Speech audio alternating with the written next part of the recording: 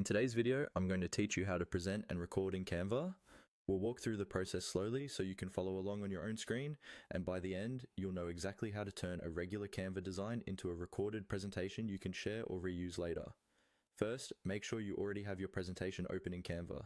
This could be a slideshow you've created, a template you've customized, or any design with multiple pages that you want to present. Take a moment to review your slides, check your text, and make sure everything looks the way you want before you start recording.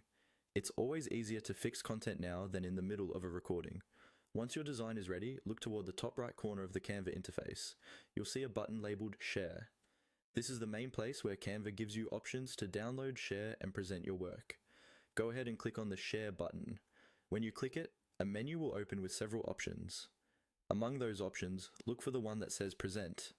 This is specifically designed for turning your design into a full-screen slideshow. Click on Present.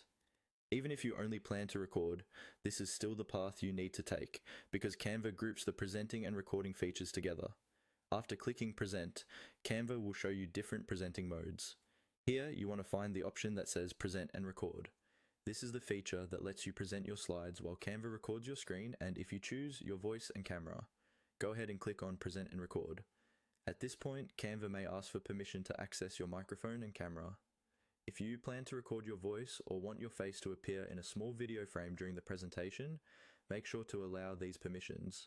You can usually choose your preferred microphone and camera from a small settings area before you begin. Once everything looks good, you can start your recording, move through your slides at your own pace, and speak as if you're presenting live. When you're finished, stop the recording and Canva will process your video and give you a link or download option so you can share it with others, upload it, or review it yourself.